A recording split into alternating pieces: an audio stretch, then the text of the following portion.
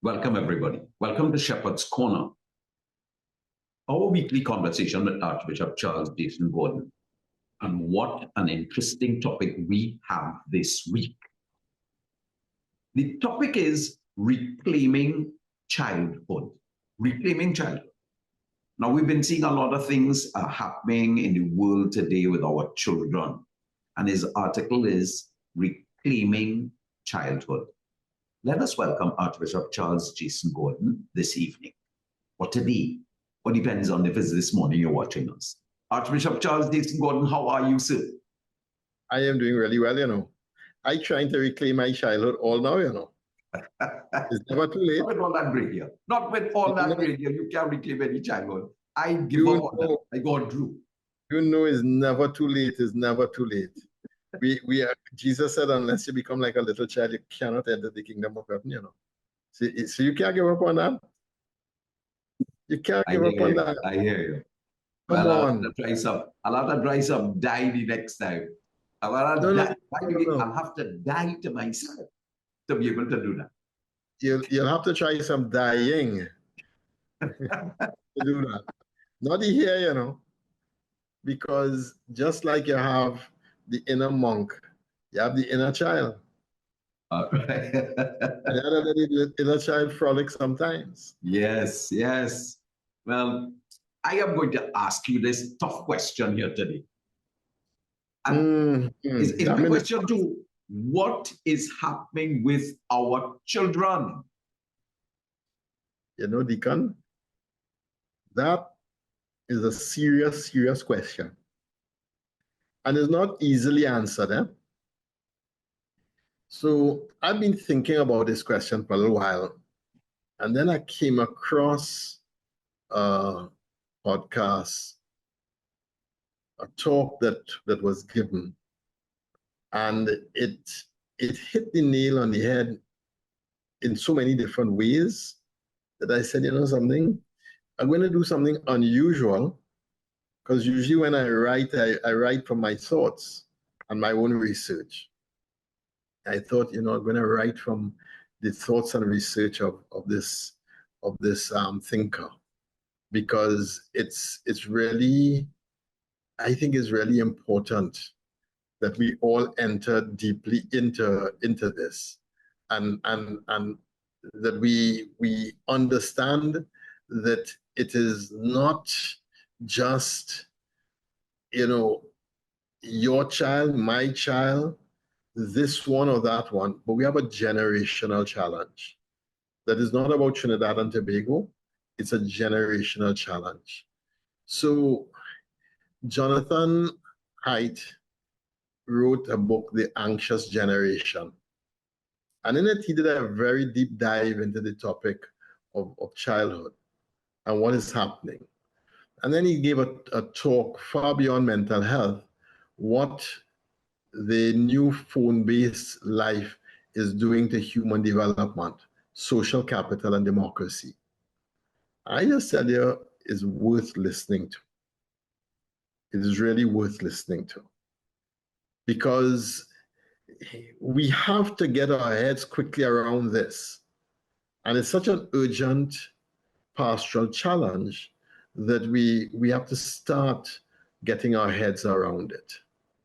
So I want to start by Romans 12:2 saying, do not be conformed to this world, but be transformed by the renewing of your minds. How about that one? Boy, I listened to you big time, but you just talked about reclaiming childhood, but sometimes I feel that we adults have sold our children out. That's my feeling. We've sold our children out because it is easier to sell them out to the smart devices and so on. And this thing is so addictive, and not only is it so addictive, in some cases so destructive. Now, we have to look on the pros and cons. But I see it, boy. Oh my goodness. I'm seeing young people so addicted to this thing that, sometimes we spoke about it as almost as an extension of their hands or their bodies. Correct. Well, one of the things that Jonathan Haidt says, if a tree is growing and there's something in its way, it will grow around it and enwrap it and grow. He's saying there's a new thing called it's pinky distortion. The new generation, because they hold the phone, their pinkies, their little fingers are distorting how they normally would be. And they're growing nearly around the phone to be able to have the width to grab the phone properly. So even the body is evolving towards where the phone-based use is happening. But I want to say, if you are a parent, if you're a teacher, if you're somebody, a catechist, if you're somebody who interacts regularly with children or with teens, I think you should know that something is not right. I think you should know that. There's been a shift, and I think many people have seen it. There have been gradual shifts, but this is a much bigger shift that I would say in the last 10 years we've been seeing, and it's becoming clearer and clearer. Something is different. This group of young people, they're just different from us, but different even from those born in what we'll call the millennials, those born in the year 2000, different from them too. And it's something that we have to get our hearts around at this stage. Our children today, they don't have the resilience of a previous generation, They just don't. And this is not merely anecdotal at this stage.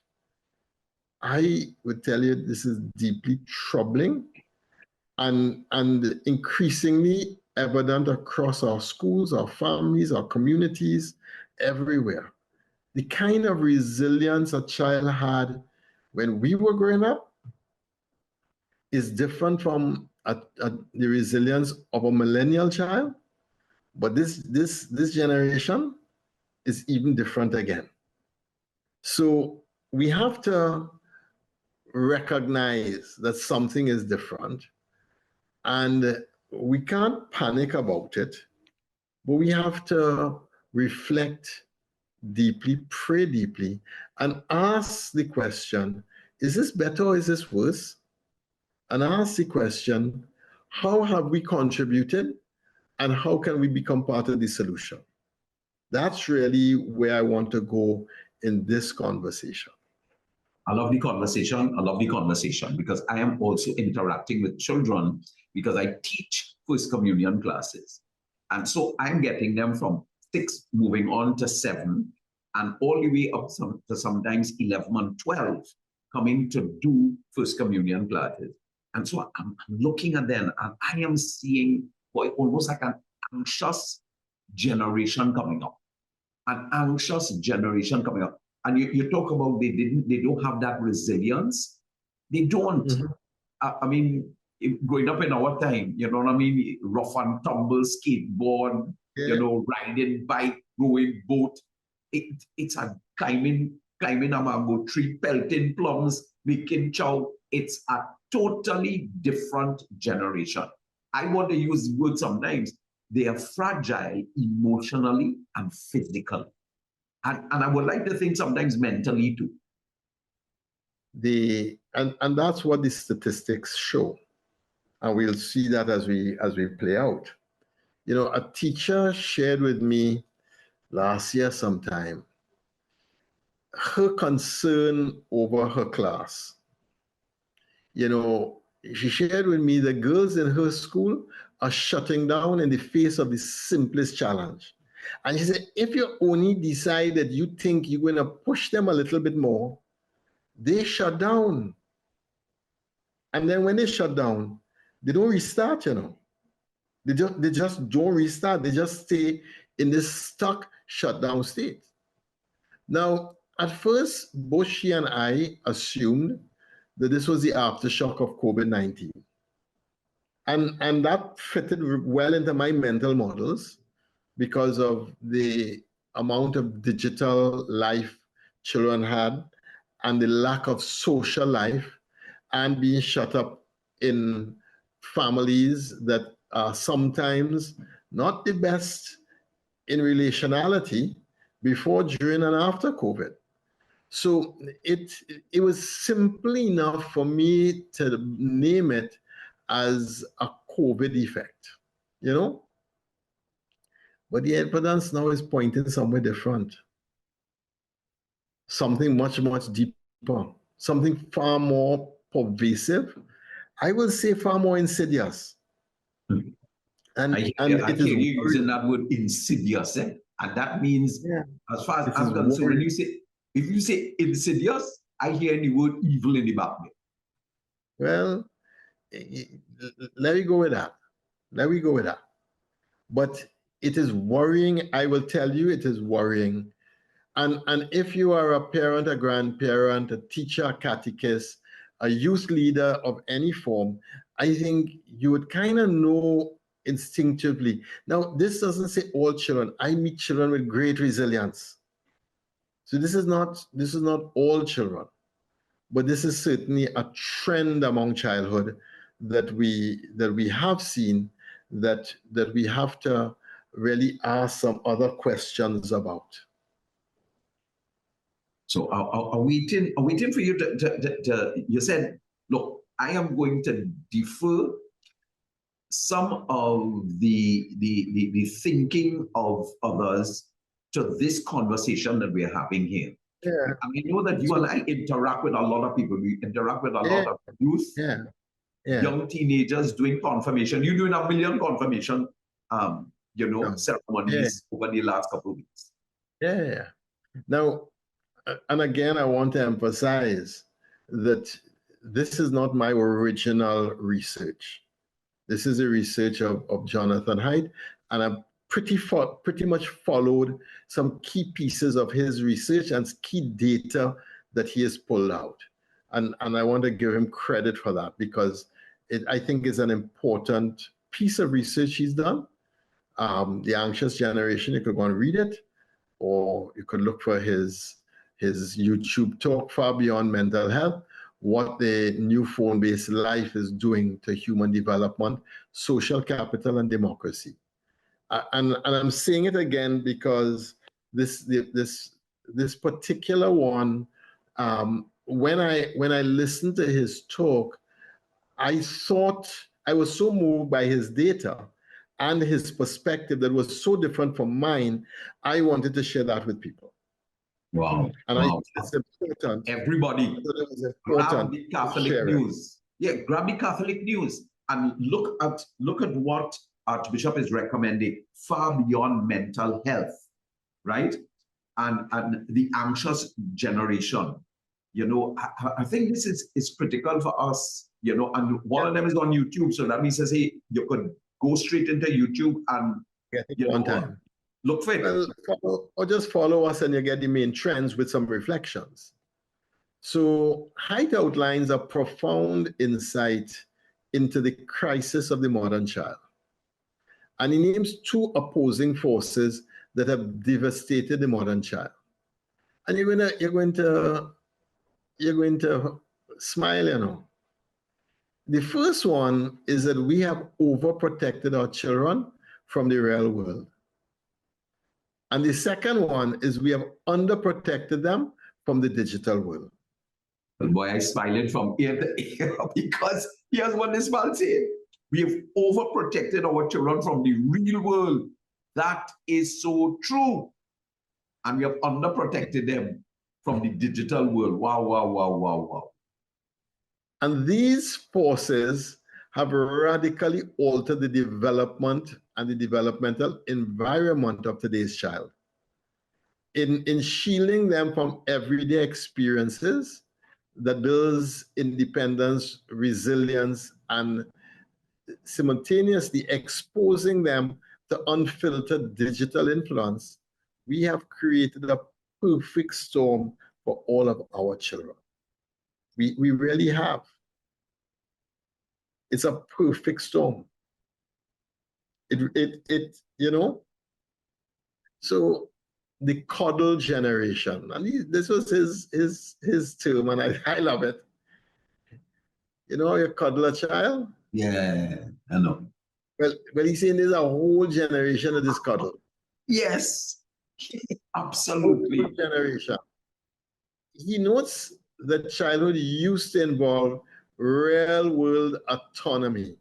What age were you when you could have said to your mother or father, Mom, Dad, I'm going next door to play with Johnny? How old were you? Well, what age I was when I said I'm going next door to play with Johnny? Yeah. I would say like around 7. Around Yeah. 7. Yeah. Me too. 6, 7, 7, 6. We had a park next to us in Fifth Street. Easy. Easy. And every child from I don't know wherever Yeah. descended on that park on an evening. And it was not uncommon just to leave without parental supervision, Yeah.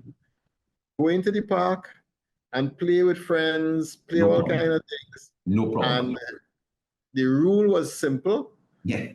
home before the street light turn on. Come on. Yes. Simple. Listen, you couldn't get the rule wrong, you know. You couldn't get it wrong. Then we lived in Arima from like when I was 7 to 8, 7, somewhere around 7, 8. And that we were on a compound, and similarly, there had plenty orchard and trees and plenty children on that compound. And again, it was just as simple as, Mom, I'm going down by this family, or going down by this one, or going down by this one. And it was never a drama. It was just to say you were going. And then we entered into the world of exploration. Wow. They had an orchard that we were banned from going into. You know what that meant?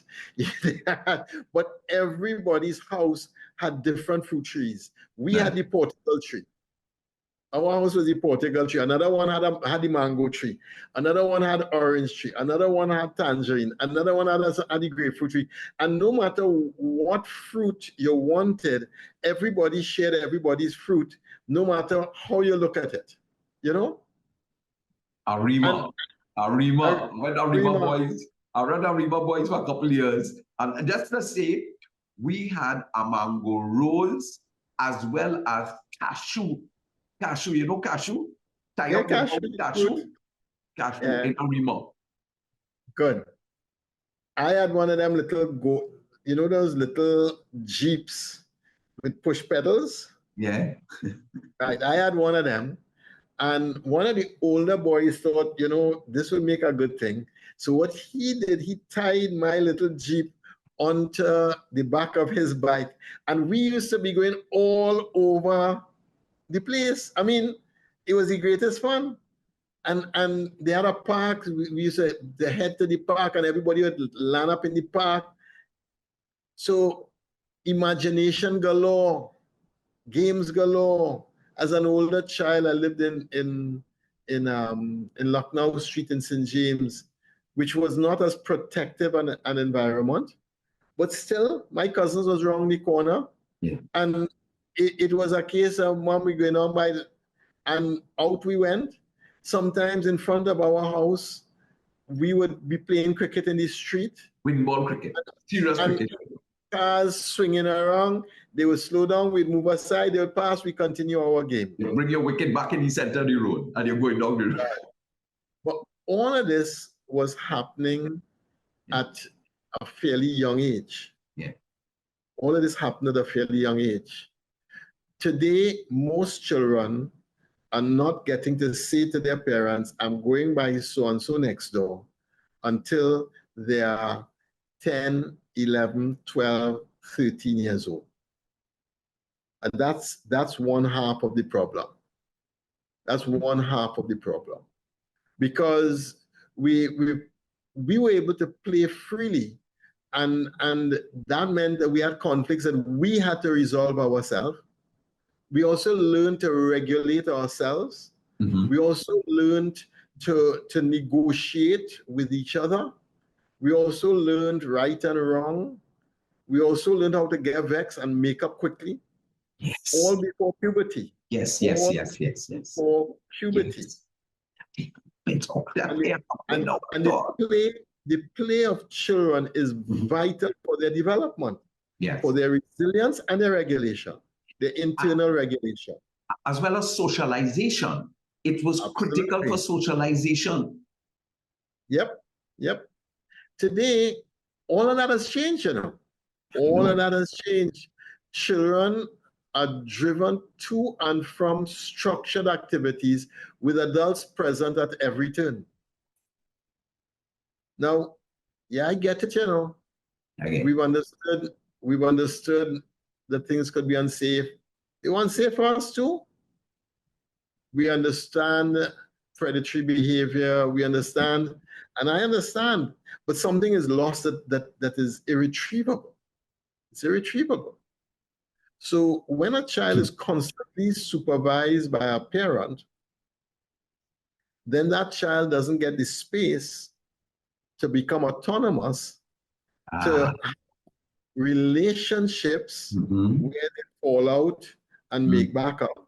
They don't have the chance of developing self-regulation with others. Right. Yeah. So unless you have 8 children in the family, which we no longer have, yeah, they're relating with one other child, 2 others at maximum. And they're not finding a way of regulating themselves. So after school, on average, children used to spend 2 hours a day with their friends after school. Not in school, you know, after school. Today, very little. And we are seeing more and more of these children, because they've become so fragile, because they've not been exposed to be able to socialize and, as you say, work out a little bit of conflicts, you know, yep, as they move along and as they grow. We're seeing more and more of these children suffering with anxiety in therapy and all kinds of crazy. Yeah. The instance of children needing therapy early on is so high right now. It's just so high. But this loss of childhood, I would say, has very serious consequences, not only for the individual child or children, but for the health of democracy. Wow. And for the health of a democratic society.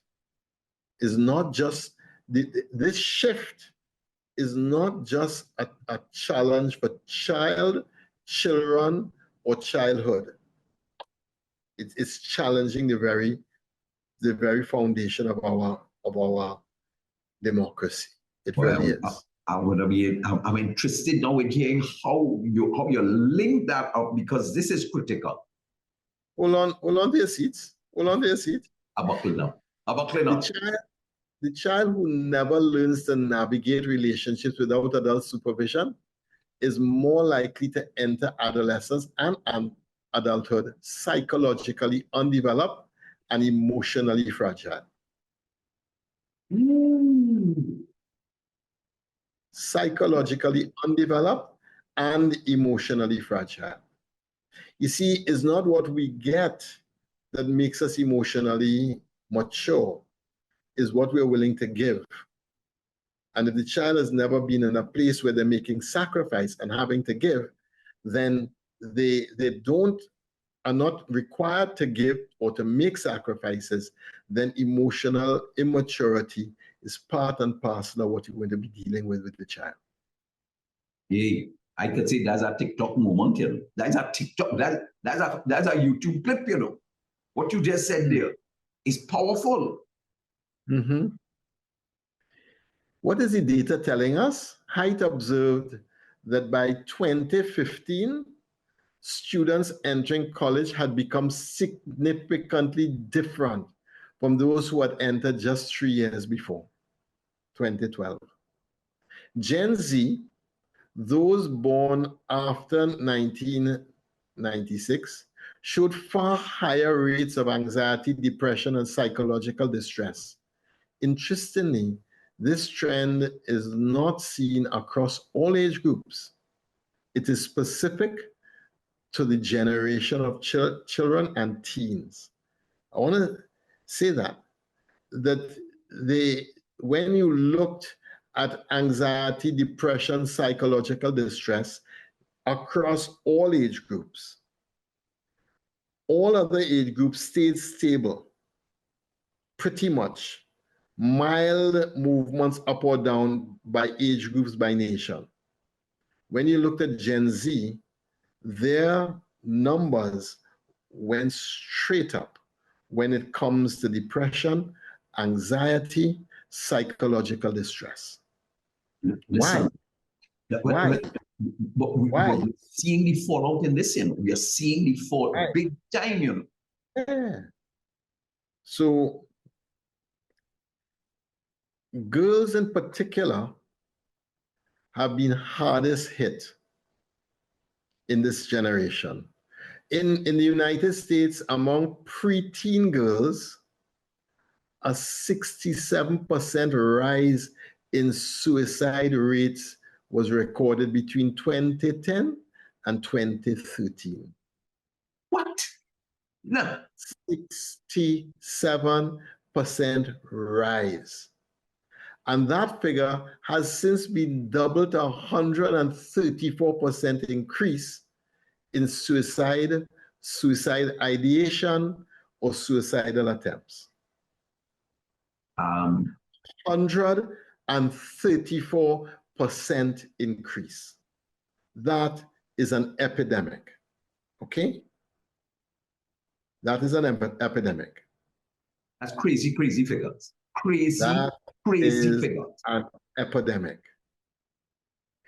This is a global phenomenon. Now, you might say, well, that's them Americans and da da da da da.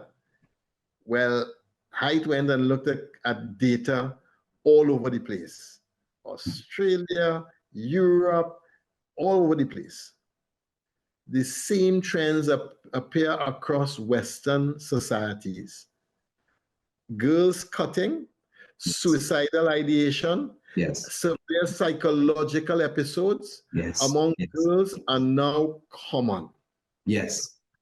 It's now very common. This cutting, when you see the cutting, you know suicidal ideation is part of it. Correct. You know the severe psychological episodes as part of it. You know that this child needs help. Now, I want you to say, well, we can say, well, that's them big country, and then we not so. No, sir. No, you sir. Say that.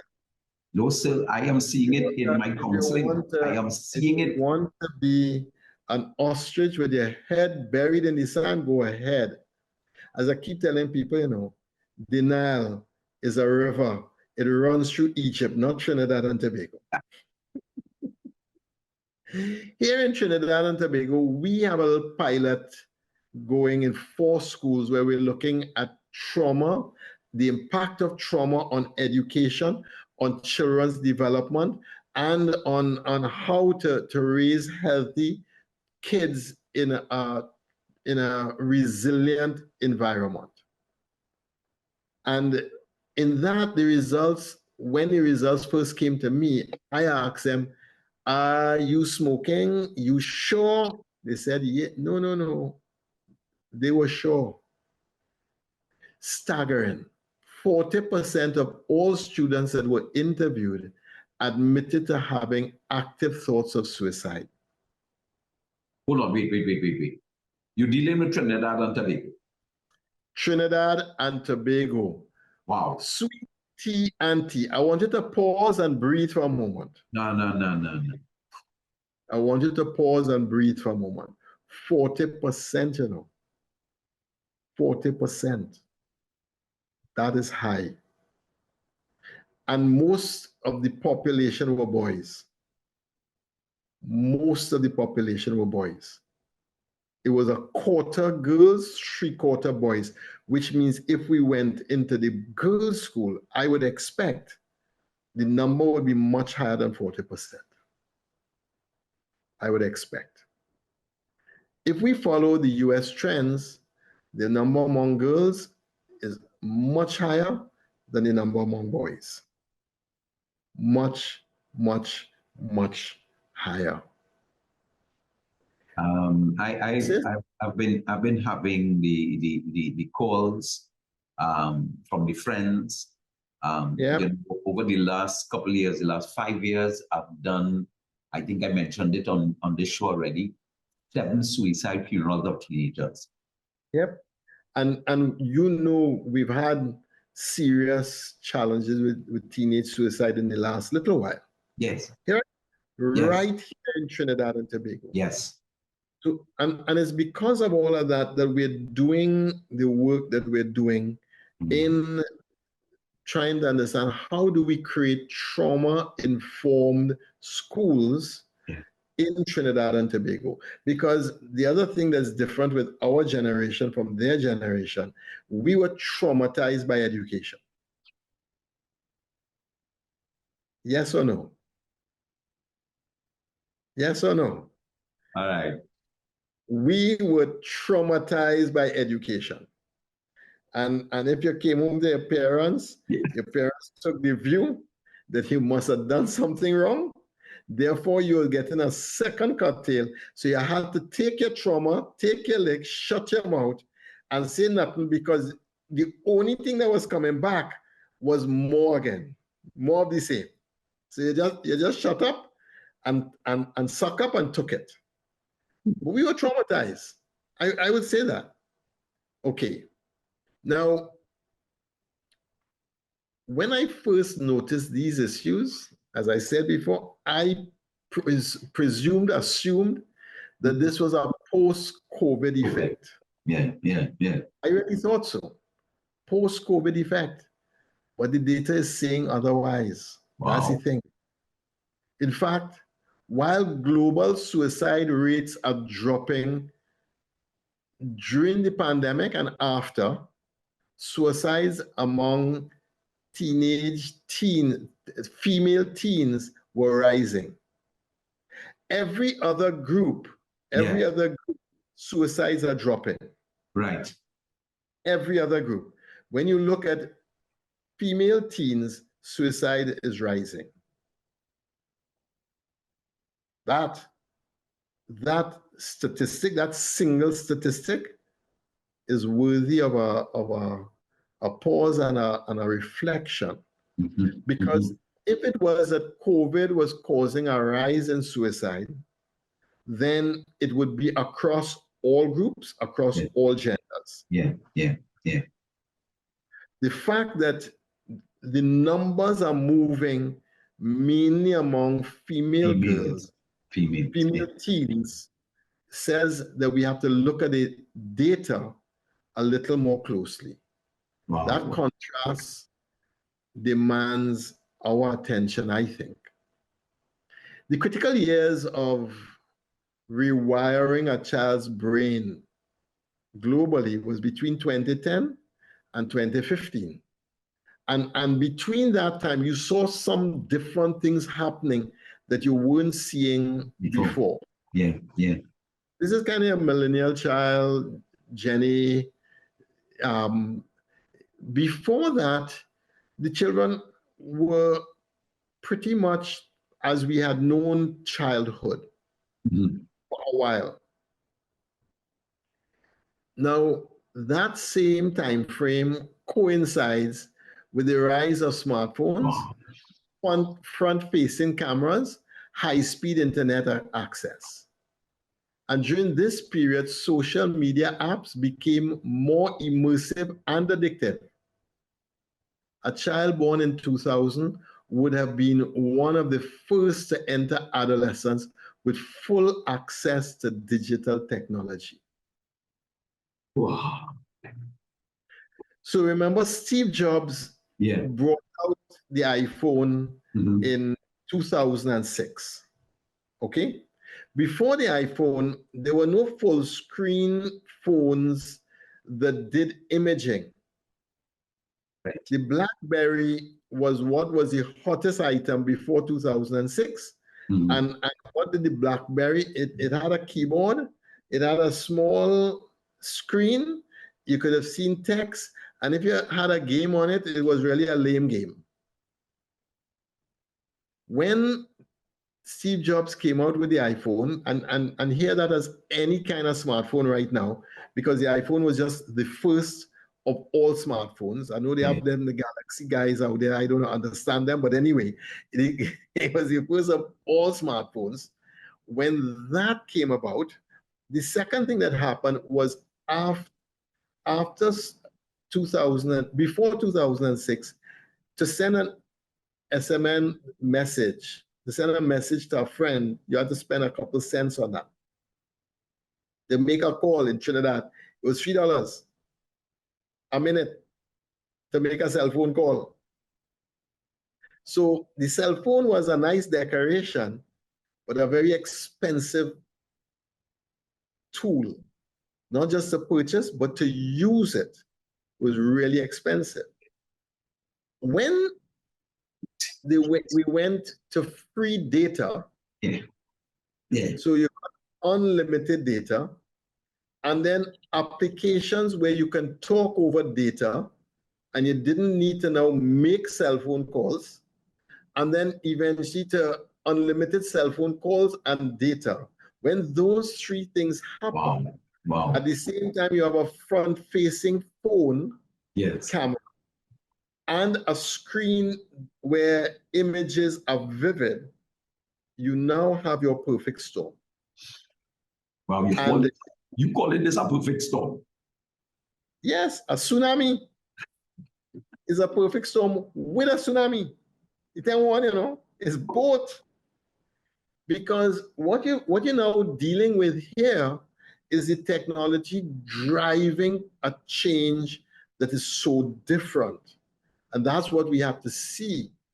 So imagine in 2015, a 15-year-old would have had some form of cheap smartphone with unlimited data in their hands.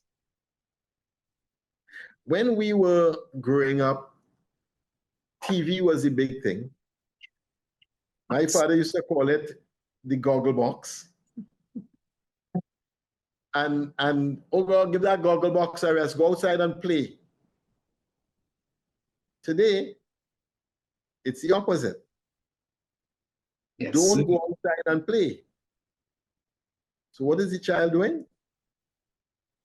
Looking at their screen all day. That's what the child is doing. One person called it sucking screens. Sucking screens. Never hear that deal. So a teenager would have found this really difficult. You know, I remember 2015, Anderson Cooper on CNN came out with a show. It was a CNN special. It's still online. It's still relevant.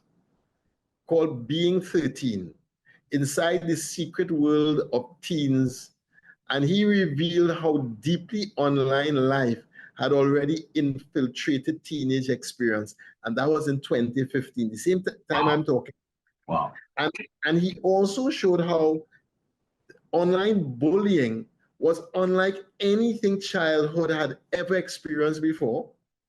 The peer group was more influential than ever before. Being cast in the outside group had far more devastating psychological impact than before, because before, if your friends had a party and you were not invited, you would probably never even know. Right. Now, you will see them online, in Facebook, in TikTok, in wherever, you're going to see them. Yeah.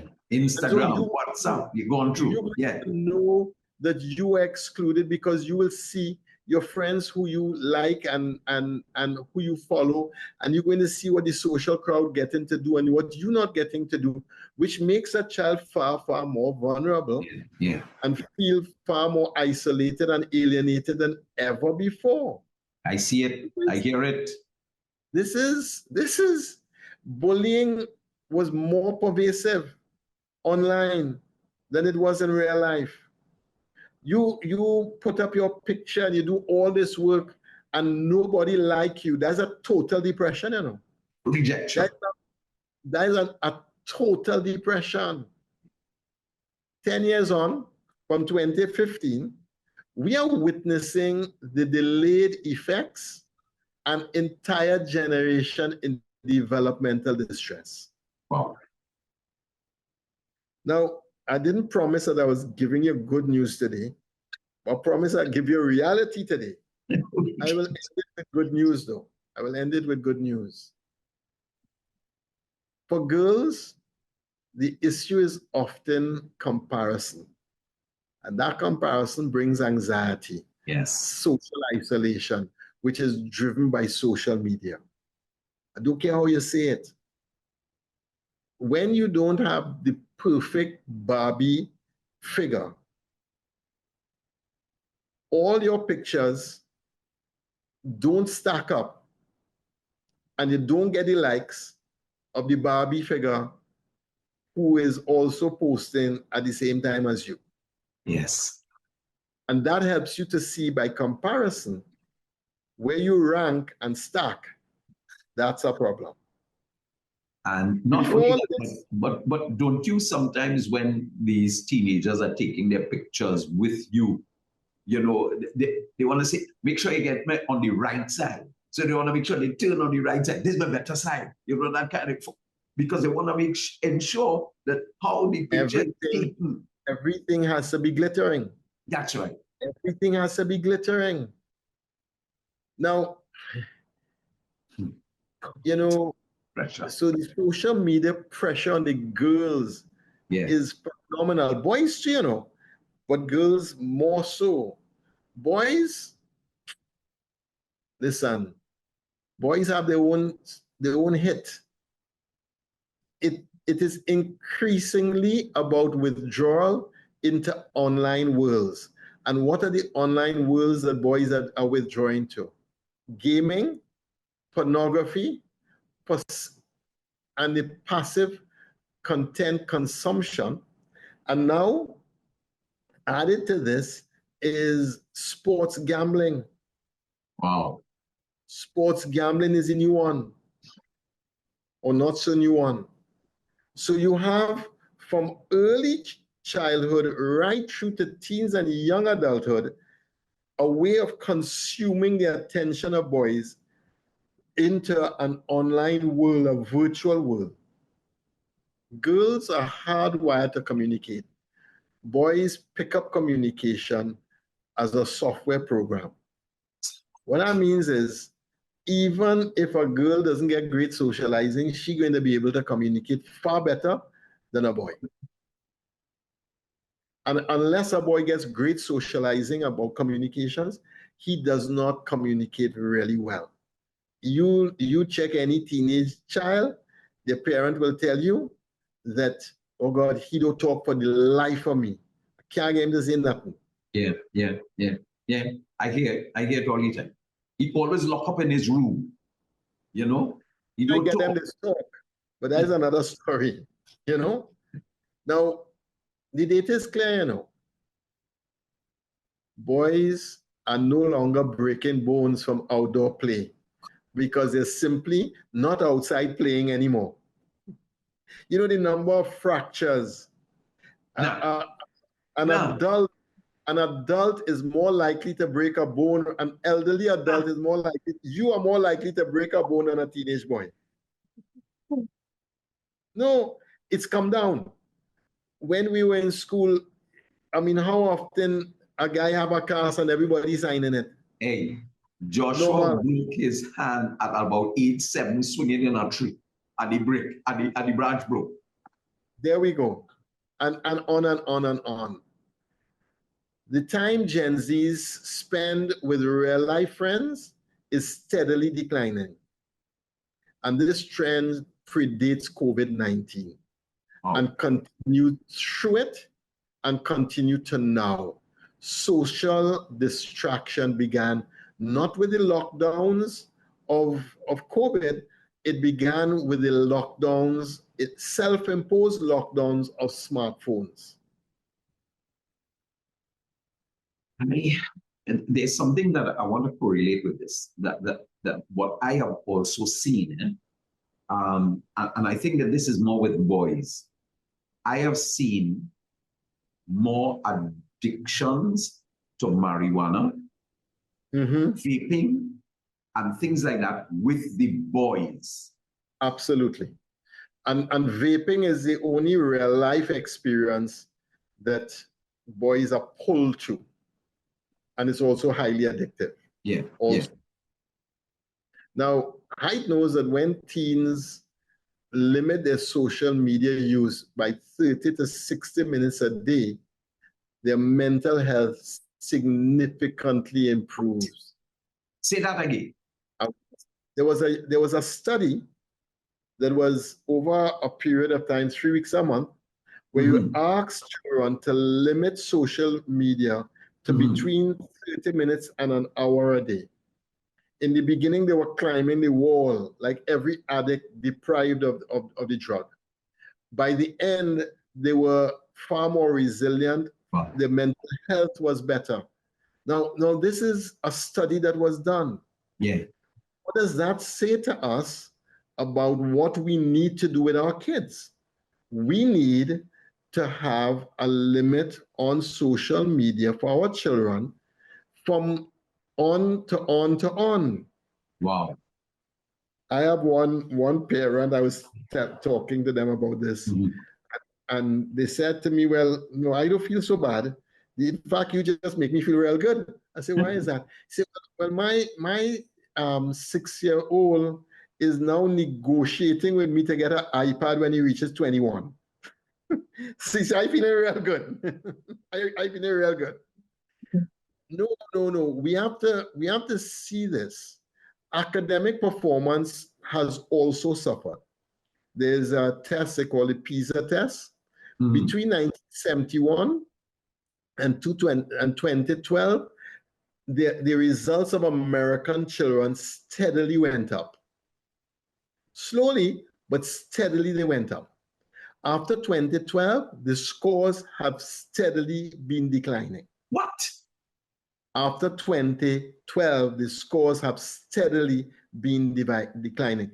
It's also making a dumber generation. Not just psychologically impaired, but also intellectually less rigorous than generations before them. And people thought this was COVID, but this is long before the pandemic ever came. The program for international students assessment, that's PISA, the index also shows a decline starting around the same time, 2012. Meantime, overall happiness in young people dropped significantly at the same time. Gen Z is now the least happy age group on the planet. Okay, so let's pause. What they're saying is they are seeing a decline in terms of intellectual capacity, intellectual performance. Happiness. Happiness. Emotional regulation and health. Wow. And if a parent, a grandparent, a guardian does not understand that limiting the use of cell phone is the number one responsibility of parenthood today, then we're in serious trouble in the next generation that is coming. Wow, that's a TikTok movement, but you know, hold on, according to the young people, clock that. Clock that one. Well, this is what parents have to understand. Your job right now is to create technology-free spaces for your children to play, for them to play, and leave them in unregulated spaces with their peers so that they start learning how to play again with each other. But when a child runs to you and claims that this child did something unfair to them, don't rush in to solve it for them. Right. Let them build resilience in solving it also. Of course, if it's very dangerous, you get involved. Yeah. But you can't jump in on the first strike.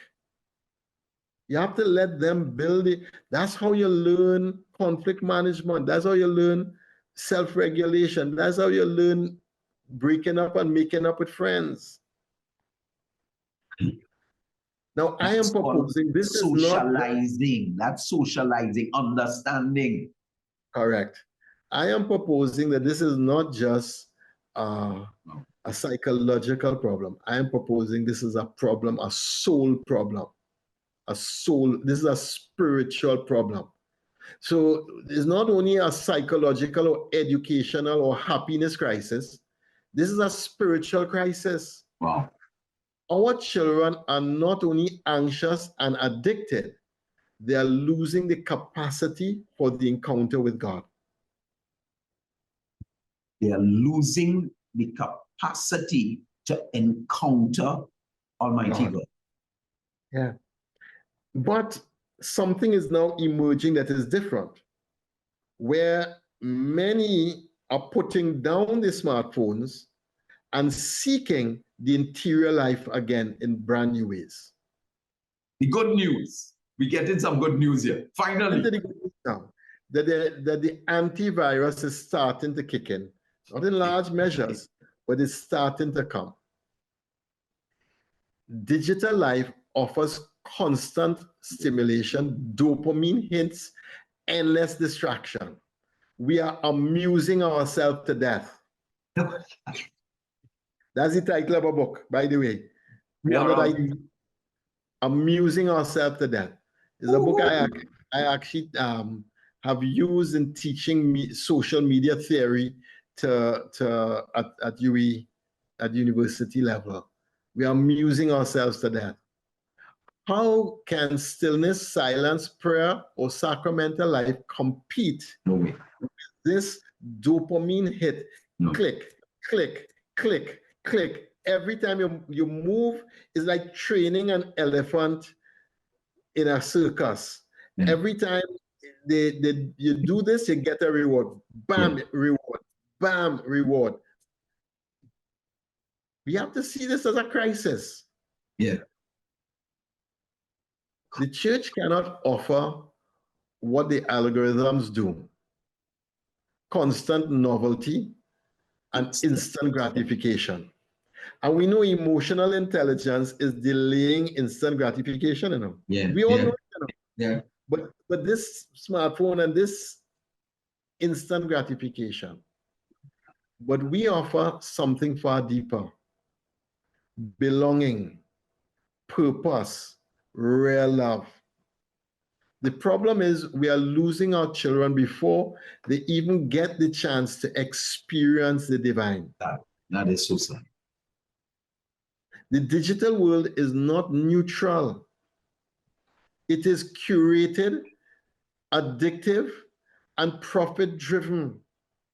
The CEOs of these companies went on record when they were called before the Senate to say that they deliberately created the algorithms and the whole touch experience to be addictive to children. They have said it. They have said it. It's not something we making up, you know. The CEOs have said it under oath before Senate. The algorithms do not show you what your friends post. What they show you is what will keep you engaged, keep you divided, and keep you distracted. And this has serious implications, not only for childhood, but for democracy itself. We In the same study, it says that because of the algorithms, you are being fed different content from me, you know. Yeah. And therefore, we are not seeing anymore the whole picture. No. We are seeing a part of the picture that we have pre-selected and predisposed to. We are being fed it as if it is the whole picture. And that is a problem for democracy. The founding fathers of America did not cater for people not having great conversation across different ideas and different camps of ideas. They didn't cater for that one. And we've seen the problems that that has now created. So what's the action steps? Yeah, man. I hope it's big, you know. I hope your action steps big. Yeah? Right. What we must do now, we cannot wait for social science to catch up with us. By then, it may be too late. We must act now as parents, as educators, as church leaders, as policymakers. And here are some concrete actions we must take. Delay access to the smartphone and to social media. Wow. Raise the minimum age of social media to 16. Delay smartphones until 14. And I would even say, if you need to be in touch with your child, buy a basic phone that has no screen. The old Me Too. Me Too. Old Me Too that had no screen. Buy one of them so that the child could have that for you to get in touch with them and pay for the calls that they make, because the calls will be far fewer. Go there. If you need, before 14, if your child needs a phone for your own safety, then go with a phone that's not a smartphone. Go with that.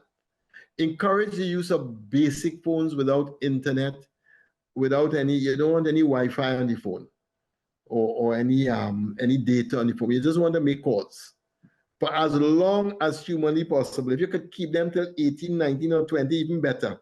But you have a smarter child. You'll have a much brighter child, much more healthy, much more emotionally sound child. Now, regulate technology at home and in school. You can easily have a charging bay in the living room where all phones must be there and you set your times. Yeah. You can use your phones between this time and that time. You set your times. Like we used to be regulated with television. Absolutely. We couldn't watch television all day, all night. In my house, there was no television Monday to Thursday, you know, unless it was the news you were watching, so that you'd understand what's going on in current affairs. You have to regulate the technology. If technology is used in schools, it must be under strict guidelines. At home, limit use to shared family spaces. No phones or technology in a bedroom. I'm tired. Listen, they are pushing pornography now, so it's so realistic. The animation pornography is so realistic that the child is now, the boy is now seduced in. 8 and 9 is the usual age for a boy hitting pornography the first time right now. 8 and 9 and 10. That's the most usual. 9 is your kind of median age for a guy hitting pornography. And it is so seductive. It pulls him in before puberty. And gaming is the second one. No technology in a bedroom. That just has to become a norm right now. Reclaim your outdoor play. Create regular opportunities for children to play outdoors, daily if possible. And as holidays are approaching us, encourage children to spend as much time outside as possible, engaging in activities to foster relationships, build confidence, and bring joy to them. Form communities of support, because you know them children coming at you with a ton of bricks. My sister used to say to them when they came gang up on her, yeah, okay, we all know I am the wicked witch of the East. We don't know that already. What are you all carrying on for? And that, she just straight up, and that was the end of that. But have your friends with children the same age, so that you are, because they're going to push back hard on you. Everybody is doing this. You're traumatizing me because no. you have to do what is best for your child's health. Right. So form the networks of accountability. Share strategies, experiences, and tools. You can put covenant eyes on the phone of your children, you know. And I always tell parents, until that boy or girl can work for themselves, Yes. that phone is your phone, you know. It's your phone. It don't belong to them. Right. You Like pay the book bag, like the book bag is your book bag. You could look in it at any time. The phone is your phone. Put covenant eyes on the technology that your boys are using. So that, and you keep the pen so that it makes it more difficult for them to hit upon or go actively to the wrong sites. Share strategies, experiences. Our children need constant messages from all sides to help them reclaim childhood again. Taking our childhood back, our boys and girls are hurting. They're calling out to us in silence, in withdrawal, in anxiety, in despair. The question is, will we respond or not? If we are to raise a generation capable of deep faith, courageous leadership, and meaningful community, we must first win back the ground that has been lost. That means taking bold countercultural steps to reclaim childhood. This is our call.